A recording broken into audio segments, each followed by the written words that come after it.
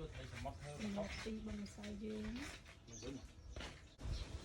សួស្តីបងប្អូនអ្នកគ្នានៅថ្ងៃនេះមានខ្ញុំបាននាំជាមួយនឹងមុខម្ហូបមួយចាគឺនោះគឺយើងមានជាម្សៅនេះគឺយើងត្រូវការត្រាំយកអង្គយើងហ្នឹងចាទៅត្រាំទឹកឲ្យរីកហើយយកមកបុករហូតដល់ម៉ត់ទៅជាម្សៅអញ្ចឹងចាហើយមួយទៀតត្រីចាយើងមានជាត្រីនេះមានខ្ញុំនិយាយគ្នាដោយសារតែត្រីមានត្រីទូយើងអាចស្លាប់ជាមួយត្រីសុទ្ធក៏បានតែដោយសារក្នុងផ្ទះនេះខ្ញុំមានត្រីចាស់ទូត្រីឆ្លាំងនិងមានត្រីអណ្ដាំទៅក៏ដាក់លាយគ្នាមកហើយជាមួយនឹងទីចានេះទីរបស់យើងដែលយើងលាងទឹកពីវិទឹករួចហើយចាទីស្រាយយើងធម្មតានេះចាហ្នឹងចាបន្ទាប់មកគឺយើងត្រូវធ្វើការដាំទឹកចាហើយដល់ទៅចាប់ដាំពុះនឹងចាប់ដាំពុះយើងចាប់ដាំធ្វើការឆុងខុសបងប្អូនទៅឆុងខុសតាមចំណងចិត្តទៅប៉ុន្តែសម្រាប់ផ្ទះនេះចូលចិត្តស្អុយចិត្តបន្តិចអញ្ចឹងយើងអស់ច្រើនចា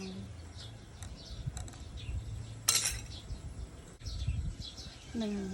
យើងឈុំវារហូតដល់វាបែកខ្សាច់នៅសល់តែឆ្អិនអញ្ចឹង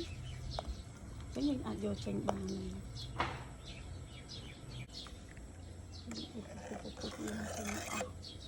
ចាដាក់ម្សៅចូលដាក់ម្សៅវានេះដាក់រយវាចានិយាយទៅអ្នកយើងធ្វើការកូរវាទាំងទៅឲ្យវាម្សៅនេះវាបែកទៅកុំឲ្យចូលវាដាក់ទៅហ្នឹងហើយកំពុងតែបងប្អូននិយាយទៅវាកំពុងតែពុះចឹងក៏ដល់យើងបាច់ខកទេពុះខ្លាចវាផលហើយមួយទៀតបងប្អូនត្រូវស្គាល់ការកូរចឹងរហូតពួកយើងខ្លាចវាខ្លោចនៅបានឆ្ងាញ់ណាយើងគិតថាវាឆ្អិនហើយចឹងយើងអាចដាក់ត្រីបានចាឥឡូវដាក់ស្លឹកគ្រៃនេះចូលតាមក្រោយប៉ុន្តែឲ្យវាពុះតិចសិនចាហើយទន្ទឹមនឹងទឹកកំពុងតែពុះតិចពេលយើងបង់ត្រីចូលយើងកម្មាកូនយើងអាចដាក់ជាមួយគ្រឿងចាអំបិលបន្តិចនឹងឲ្យប៊ីចេងបន្តិចគឺលក្ខណៈលួចទេបងប្អូនយើងលួចបន្តិចទៅចាហើយនឹងទឹកត្រីបន្តិចព្រោះថាមុនហ្នឹងយើងឈុំជាមួយប្រហុកយើងខ្លាចប្រៃអញ្ចឹងអំបិលក៏ប៊ីចេងចាគឺយើងដាក់វាតិចមកនេះវាកំពុងតែពុះចឹងចាយើងបាច់ខកព្រោះវាកំពុងតែពុះបន្ទាប់គ្នាចឹងហើយចាយើងទុកឲ្យឆ្អិនត្រីបន្តិចចាំយើងដាក់បន្លែចូលចាឥឡូវឃើញថានេះថៃយើងបានឆ្អិនហើយហ្នឹងហើយ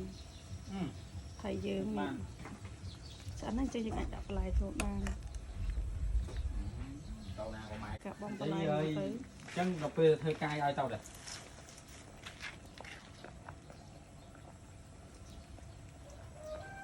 នឹងយើងធ្វើកាបងបន្លែនេះនឹងហើយឥឡូវស្លយើងដាក់ទីចូលយើងមិនបាច់ទុកយូរទេចាគិតតែដាក់វាចូលឲ្យអស់ចឹងហើយចាកូរវាឲ្យសព្វទៅនឹងហើយនេះឲ្យវាពុះបន្តិចចឹងទៅយើងអាចបិទភ្លើងបានហើយចាសម្លទីបងម្សៅ